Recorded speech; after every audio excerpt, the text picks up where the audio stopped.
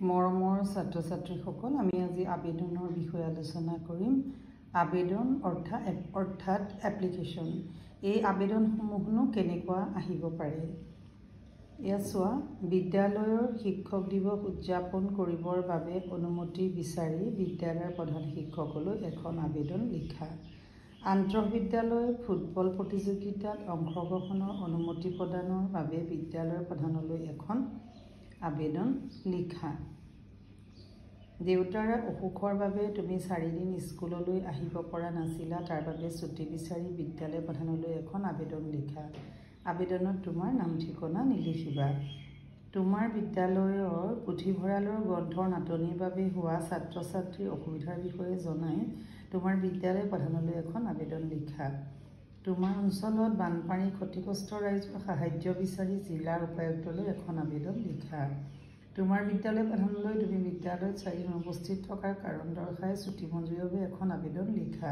তোমাৰ অসুস্থতাৰ বাবে বিদ্যালয়ত উপস্থিত থাকিবলৈ অসুবিধা পাইছে, 4ৰ্থ কালাংশৰ পিছত ছুটি বিচাৰি বিদ্যালয় প্ৰধানলৈ এখন আবেদন লিখা। কালাংশ মানে পিৰিয়ডৰ কথা কোৱা হৈছে দেই। এটা পিৰিয়ডত এই সময়টোক কালাংশ বুলি কোৱা হয়। তোমাৰ বিদ্যালয়ৰ বহী বিভাগৰ খেলসমূহৰ অসুবিধা দূৰীকৰণ আৰু প্ৰতিযোগিতা অনুষ্ঠিত কৰাৰ বাবে অনুমতি বিচাৰি তোমাৰ বিদ্যালয় প্ৰধানলৈ তুমি খেল বিভাগৰ সম্পাদক সম্পাদিকা হিচাপে এখন আবেদন লিখা। ইয়াত বহী বিভাগ মানে বাহিৰৰ দেই, আউটডোৰ গেমৰ কথা কৈছে। তোমাৰ বিদ্যালয়ৰ ছাত্ৰ ছাত্ৰীৰ খেল ধেমালিৰ অধিক সা সুবিধা কৰি দিবলৈ তোমাৰ বিদ্যালয় প্ৰধানলৈ তুমি ছাত্ৰ একতা সভাৰ সম্পাদক বা সম্পাদিকা হিচাপে এখন আবেদন লিখা। তোমাক মই আবেদন লিখিব দেখুৱাই দিম। তাৰ আগতে মই তোমাক এটা কথা কৈছোঁ, চোৱা যে তোমালোকৰ এই এপ্লিকেশ্যনবিলাকত চাবা যে আমি এপ্লিকেশ্যনটো কেনেকৈ লিখিম মই দেখুৱাই দিম তোমালোকক। কিন্তু ইয়াত তোমালোকৰ পৰীক্ষাবিলাকত মেট্ৰিক পৰীক্ষাত তোমালোকে নিজৰ স্কুলৰ নাম বা ঠিকনা নিলিখিবা। কেনেকৈ লিখিব লাগে মই দেখাই দিম। আৰু এটা কথা চোৱা, তোমালোকৰ যদি ইয়াত বিদ্যালয়ৰ প্ৰধানলৈ সম্পাদক সম্পাদিকা হিচাপে বুলি কয়, তেতিয়াহ'লে সম্পাদক সম্পাদিকাটো কেনেকৈ লিখিব লাগিব সেইটোও মই তোমালোকক কৈ দিম। এতিয়া আমি কেনেকৈ এপ্লিকেশ্যনখন লিখোঁ, 4 মাৰ্কছ থাকে, তোমালোকে এইটো কুৱেশ্যনেই কৰিবা।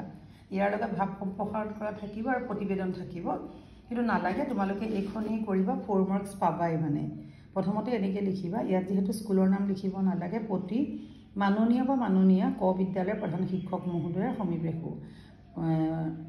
মাননীয় দিলে শিক্ষক মহোদয় দিবা, মাননীয়া দিলে শিক্ষয়িত্ৰী, মাননীয় শ্ৰেণী শিক্ষক মহোদয়ৰ জৰিয়তে। এইটো সহজ হ'ব আৰু মেল বা ফিমেলটো দেখাব নালাগে। তাৰপিছত বিষয়ৰ ছুটি বিচাৰি আবেদন।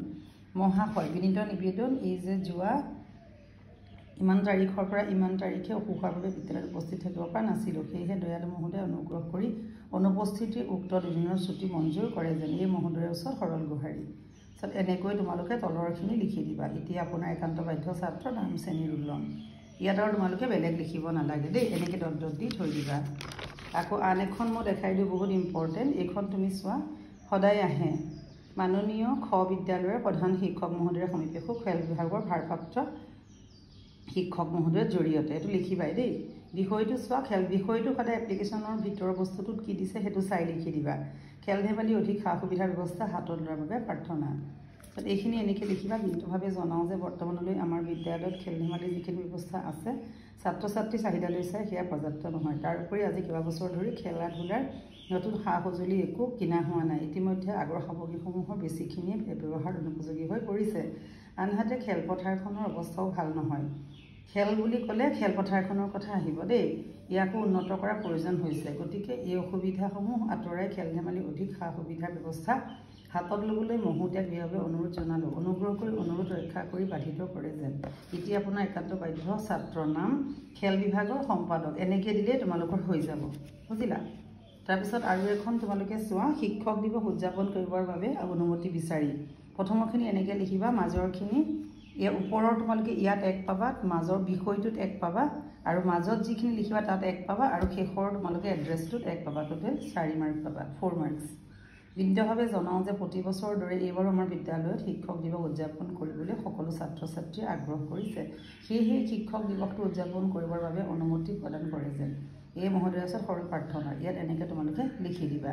তোমালোকে যদি এইখিনি কথা লিখা তোমালোকে 4 মাৰ্কছ পাবা এটা তোমালোকে চোৱা ইয়াত এপ্লিকেশ্যনখনৰ তোমালোকক প্ৰথম এনেকৈ এড্ৰেছটো কৰিবা তাৰপিছত বিষয়টো তোমালোকৰ এপ্লিকেশ্যনত যি দিয়া থাকে সেই বিষয়টো লিখিবা আৰু মাজত তোমালোকে কথাখিনি লিখিবা আৰু শেষৰ তোমালোকে চাবা নৰ্মেল দৰখাস্ত হ'লে তোমালোকে আপোনাৰ বাধ্য ছাত্ৰী বুলি পেলাই এনেকৈ নাম আৰু শ্ৰেণী ৰোল নম্বৰ নিদিবা আৰু যদি কেতিয়াবা এনেকুৱা সম্পাদক সম্পাদিকা বুলি থাকে তেতিয়াহ'লে তোমালোকে এনেকৈ দিবা যে একান্ত বাধ্য ছাত্ৰ নাম খেল বিভাগৰ সম্পাদক নামটো ডেছ দিবা এইখিনিয়ে তোমালোকৰ আছিল আৰু এক কালাংশ বুলি শব্দ দিব এইটো ভয় খাব নালাগে কালাংশ মানে এটা পিৰিয়ডৰ যিখিনি সময় সেইখিনি বহি বিভাগ মানে বাহিৰৰ আউটডোৰ গেমৰ কথা কৈছে সেই শব্দবিলাকৰ কাৰণে তোমালোকে ভুল নকৰিবা ঠিক আছে মৰমৰ ছাত্ৰ ছাত্ৰীসকল তোমালোকক মই ইয়াত যিমানখিনি এপ্লিকেশ্যন দি দিছোঁ এই গোটেইখিনি তোমালোকৰ প্ৰতি বছৰে আহি থাকে ইয়াৰ পৰা তোমালোকৰ ইয়াত মই দি দিছোঁ 9খন আৰু এই 9খনৰ পৰাই তোমালোকৰ আহি থাকে